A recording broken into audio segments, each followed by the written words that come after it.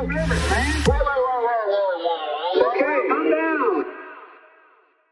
Joy Gray, host of the Bad Faith podcast and YouTube show, and Fouad, who is a Palestinian-American musician who has a great show called Fouad of Nazareth. So come on in, guys. Welcome, Brie, and welcome, Fouad. Hi. Thanks for having me. Of course. Thanks for joining. How are you guys doing? Brie and Fouad, what are you thinking about this election? What am I thinking about this election? I don't know that there's a lot of space to think about anything. Well, think about much outside of the genocide that the Biden-Harris administration is prosecuting that could not continue without the support of the United States of America, and the almost daily affirmations from Kamala Harris that she will not in any way, shape, or form break from Biden's disastrous policy, even if it means that she loses the election to the guy who the Democrats have been telling us for 4 years is an existential threat to our democracy. So it's a really interesting time. It's a weird place to be in wherein it seems like the Democratic Party expects the average voter to be more invested in and fight harder for the Democratic Party to beat Trump than they are willing to fight for themselves. So it's not an optimistic time, I'd say. What about you, Fouad? I mean, as per usual, Briahna puts it best. I couldn't agree more. I guess I'll start off by saying I'm the only one on the call who hasn't been fired from the Hill, so I'm slacking. I got to keep up here. So where you been? Yeah, right. No, I think that's exactly it. It's a case where there's a very anti-democratic sentiment in this country, period, in both major parties, where we've seen time and time again, it's not on the candidate to alter their positions, to try and react to what the people want and what is just, and in this case, ending a genocide and not funding Israeli bombs, right? That is what's popular and that is what's just. And yet neither candidate is committing to that. And so when people consider maybe protesting, putting their vote elsewhere in a third party, they get blamed and they get shamed. And that is not very democratic in my book. That's what I'll say. So I'm excited to be here tonight. I was frustrated today by, a series of tweets, but Eric Levitz, who I think was one of the better writers at New York Magazine, now I guess he's over at Vox, wrote one of these pieces arguing that you shouldn't try to hold Biden or Harris accountable at the ballot box because no matter what you do, the Democratic Party will never move left, like no matter what, which is a really interesting and sort of backward argument. I was so irritated by this that I ended up writing a quick radar. I'm calling them debriefs now, but a quick debrief about it that hopefully will come out tomorrow. But it's like, if you are saying that there's nothing that can be done to move the Democratic Party, their own self-interest isn't enough, a demonstrated interest in populist progressive policies, whether because you were looking at the success of the Bernie campaigns or because you're looking at polls that tell you that things like a wealth tax or a living wage or ending a genocide are very popular, and you still won't take advantage of those things. And if you lose because you don't embrace those things, you still won't move to the left. Like, that's a really strong argument for why the party needs to be abandoned in its entirety. Because what are we doing? What are we doing? Yeah. The feeling right now is a party that will perpetrate a genocide and expect you to vote for it. And the floor is a party that will likely do the same, to be honest. The only upside might be that everyone agrees that it's bad when Trump does it, and everyone's holding their nose and looking the other way when Kamala Harris and Joe Biden are doing it. But that is not a sustainable politic. That is something I'd love to jump off on too. There's been these recent polls, as the Arab on the call, right? And by the way, if anyone disagrees with anything I say at any point, remember I'm a musical theater writer. That's. But if you agree with me, remember he speaks for all Arabs and take it out. Yeah, that Arabs, too, obviously, yeah.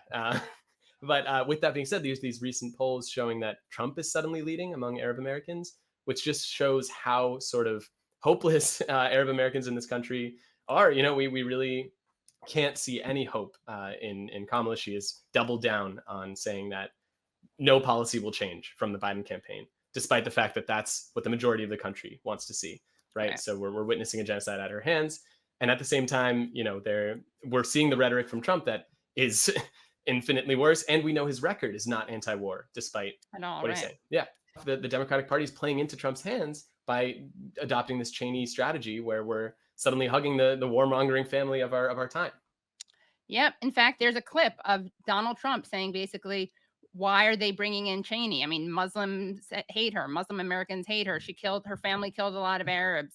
I don't think he distinguishes very correctly between Muslims and Arabs. But, this is just a typical Trumpism where he's allowed to, no one expects any ideological consistency from him. So he's allowed to both say that, the Cheneys were racists, but also he's allowed to say very racist things about Muslims and Arabs himself. He has a major leg up on this issue because he really can say whatever he wants. And he lies a lot, but he also does tell the truth. I mean, I'm always struck by the fact that during that one debate with Biden said the only one that wants to keep fighting is Hamas. Israel doesn't want the war to go on. It's just Hamas.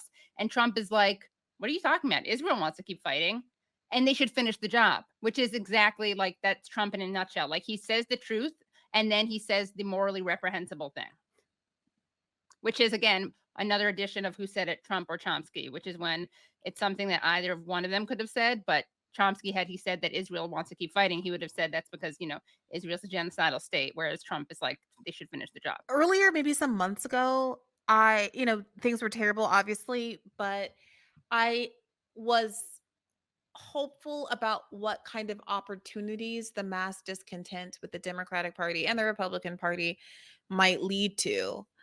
And I am worried. I don't know. I mean, maybe I don't know if anyone else has any insight into this. I am worried about what it might mean if one of these third parties that we're about to listen to doesn't have higher than average attention from voters, higher than average outcomes in the election. Is that a referendum on the completeness of the media blackout? Right. Is it a referendum on the intensity with which the Democratic Party committed millions of dollars of resources to prohibit ballot access to the left candidates? Is it a fact? Is it partly just, and this is related to media blackout, but a complete lack of awareness that Jill Stein is an option? I mean, I've had more than one conversation with people over the last year or so who, when I bring Jill Stein up, are like, wait, there's somebody else running? That sounds interesting. Tell me about them. And not just in the context of a conversation about Gaza, but a conversation about healthcare or living wage or, whatever, in the back of a taxi or Uber or whatever. And I do wonder, there were these polls out of Michigan a month or so ago that showed Jill Stein like just demolishing both Harris and Trump among Muslim voters. And now, is that going to translate into something?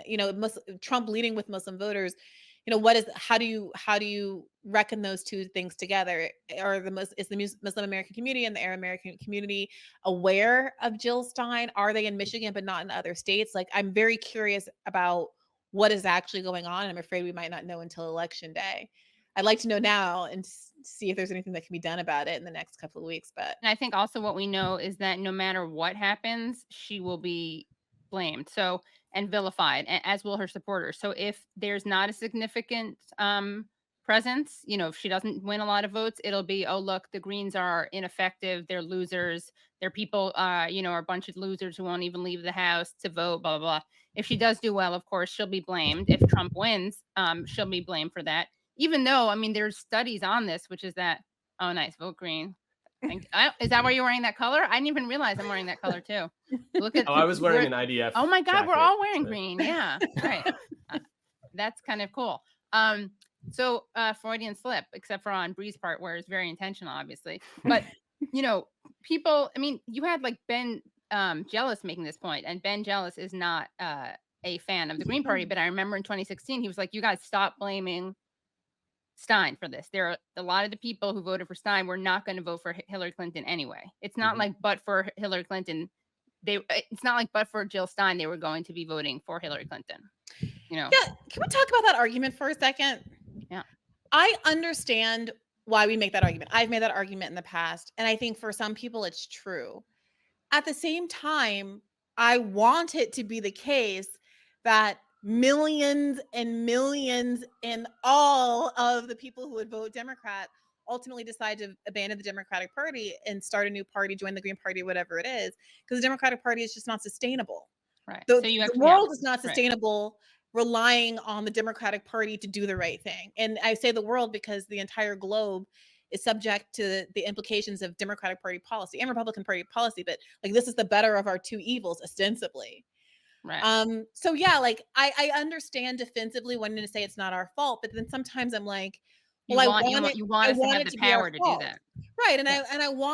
I want there to be, I want the contradiction of the Democratic Party knowing in advance that they are risking the election and not doing something that's enormously popular and also morally correct, and that they don't care about winning. It wasn't us. We told them what was Right. necessary to get our votes. Not me personally, I'm pretty locked in, but other people who would be willing to vote for them, we Right. told them, and they still Right. said no.